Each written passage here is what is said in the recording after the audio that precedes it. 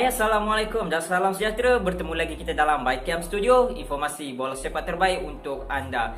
Jadi untuk video kali ini aku nak bercerita tentang prestasi skuad Seri Pahang dalam saingan Liga Super 2021. Jadi bagi pendapat akulah, prestasi skuad Seri Pahang untuk tahun ni amat menduka citakan. Yalah, seperti mana yang kita tahu, Pahang ni merupakan antara salah satu kuasa besar dalam saingan Liga Super, tapi dengan prestasi pada tahun ini amatlah menduka citakan dan juga mengecewakan. Jadi nak salahkan siapa? Pemain, coach, pengurusan ataupun lampu stadium?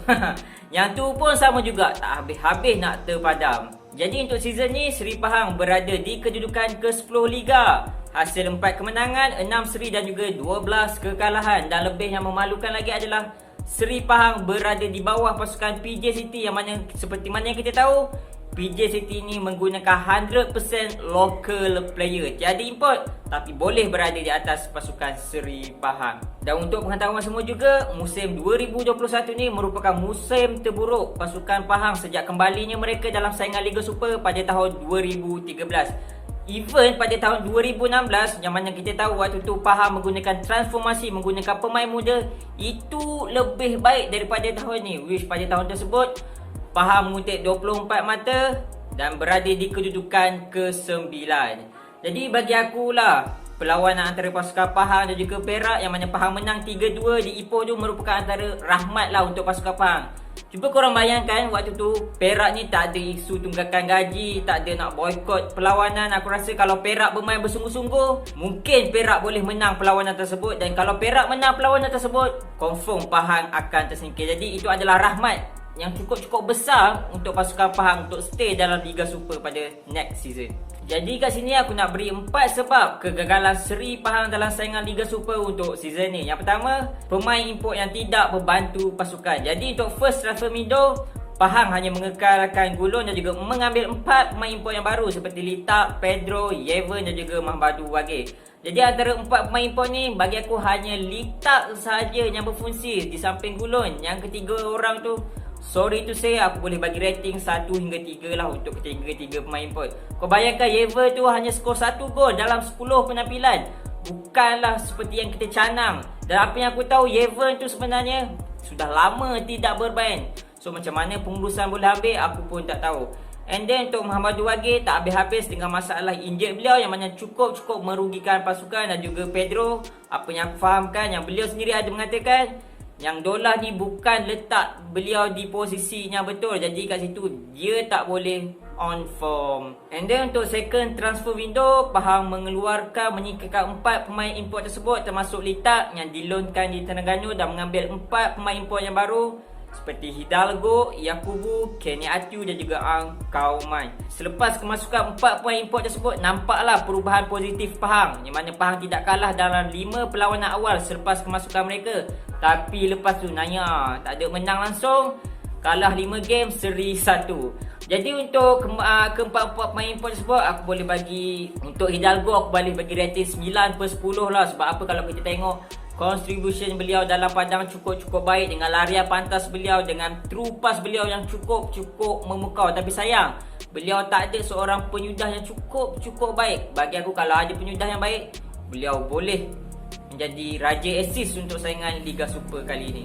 And then untuk Kenny Atiu pula, even beliau ni adalah skor 4 gol, tapi bagi aku itu belum capai standard untuk seorang striker. Sebab apa, kalau kita tahu striker import Pahang sebelum ni cukup baik, cukup bagus di depan penyudah seperti Dixon Naukame, Patrick Cruz dan juga Matthew Alves. Kadang-kadang penyokong Pahang pun confused, Kenny ni main bola ke menari zapin? And then untuk Ang Kauman dan juga Yakubu, aku still boleh puji mereka lah. Tapi sayang, Ang Kauman tidak boleh menunjukkan prestasi beliau di akhir musim ni disebabkan masalah kecederaan beliau. Sebab yang kedua adalah Dolah lagi. Bagi aku hormat Dolah, aku cukup sanjung Dolah, yang mana beliau ni cukup baik di pasukan Pahang. Tapi itu adalah dulu. Tapi sekarang cukup berbeza. Dolah dah habis ramuan sudah. Yelah, sebab dah lama kat Pahang kan. Kadang-kadang taktikal beliau tu bukan pihak lawan saja yang terkeliru, penyokong Pahang pun terkeliru. Sampai Dolah sendiri pun terkeliru, sampai dia pun pening macam mana nak bagi Pahang ni menang. Dah kalau sampai coach sendiri pun pening, naya gitu, tak tahu apa dah. Jadi untuk next season ataupun Piala Malaysia ni, aku harapkan pengurusan ni bolehlah cari pengganti Dola. Sebab apa, kalau kita tahu Doli ni kalau 2 game pun dah kalah, boleh kena pecat. Kalau Dola ni dah berbanyak-banyak game, takkan still Pahang nak simpan lagi. Jadi aku harapkan pengurusan bolehlah cari coach baru untuk bagi next season ataupun Piala Malaysia ni coach baru. Jadi yang ketiga adalah masalah daripada pengurusan Seri Pahang sendiri yang kadang-kadang endah tentang pasukan. Jadi yang pertama adalah masalah yang mana Pahang ni tiada fasiliti yang lengkap. Jadi seperti mana yang kita tahu dulu, pernah viral yang mana Thomas Dolly ni pernah mengkritik fasiliti Pahang ni sama seperti pasukan Division 8 pasukan Jerman. Bagi aku ini adalah cukup memalukan dan cukup mengecewakan. Yalah, kita tahu nama Seri Pahang ni sebenarnya cukup gah dulu. Tapi dengan tiadanya fasiliti ni cukup sedih lah. Sampai player sendiri terpaksa tukar baju di dalam kereta. Kau nampak tak gambarannya cukup teruk. Bagi aku kalau pasukan ni, sesuatu pasukan ni nak berjaya, bagi aku binalah fasiliti. Tak payah tengok jauh, tak payah tengok kat luar negara ke, overseas ke apa. Tengok JDT dan juga Terengganu je. Macam mana mereka ni dah bina fasiliti. Kau tengok berapa kejuaraan JDT, 8 kejuaraan dah dapat. Tapi aku dengar yang Seri Pahang ni nak bina fasiliti untuk next season. Jadi kita doakanlah supaya projek ni menjadi. InsyaAllah pasukan Pahang boleh bangkit pada next season. And then masalah kedua yang aku cukup kecewa dengan pengurusan adalah pemecatan Thomas Dolly. Kau bayangkan bayar mahal-mahal coach import, and then nama Thomas Dolly tu sebut mempunyai nama yang cukup gah di pentas antarabangsa. Tapi sayang, baru kalah 2 game je terus kena pecat. Patutnya bagi masa lagi. Sebenarnya bukan salah Thomas Dolly, tapi salah pengurusan Pahang sendiri. Sediakan player macam tu and then nak expect terus Pahang dapat nombor 1, 2, 3. No. Patutnya bagi masa lagi. And then kalau kita tengok macam mana coach import seperti di KL, Boyan Hodak bawa KL. Macam mana di Pulau Pinang, macam mana Klopp tu bawa Pulau Pinang sampai dapat nombor 3. Sebenarnya Pahang memerlukan ramuan yang baru, bukan mukanya sama je macam Thomas Dola. Thomas Dola Sebenarnya Pahang memerlukan ramuan coach yang baru sebenarnya. And then sebenarnya pemecatan Thomas Dolly ni aku dengar bukan disebabkan prestasi Pahang, tapi disebabkan kritikan beliau tu yang menyebabkan beliau kena pecat. Sayang, sungguh sayang pasukan Pahang. Ada coach yang baik tapi kena pecat. Last panggil Dola, kalah. And then baru-baru ni ada temu bual daripada Dolly dengan media Jerman yang mana beliau mengatakan situasi di Pahang cukup tidak baik. Tak ada bilik persalinan, and then beliau juga tak dapat kerjasama yang baik daripada pengurus pasukan Pahang waktu tu, which Dola Saleh, Dola lagi. And then pemain datang lewat ke latihan, and then pemain juga tak nak melihat video selepas kekalahan. Itu display memang cukup tak baik lah. Kalau kita tahu seperti mana kita tahu, TMJ ada beritahu kalau player JDT lewat kena denda 15k. Kau bayangkan kalau Pahang buat macam tu. Bagi aku display ni cukup penting dalam bola sepak. And then banyak lagi masalah-masalah daripada pengurusan. Macam mana dorang ni sign Aguero. Dorang sign Aguero tu sebelum coach sampai. Last bila coach dah sampai, nampak Aguero ni tak perform, terpaksa di loan. Nampak tak sayang kat situ. And then yang cukup rare nya, dia sign Aguero ni kat kafe kedai makan. Cukup profesional. And then isu logo, isu nama Seri Pahang lagi, isu tak nak ambil lesen AFC, isu Sumare.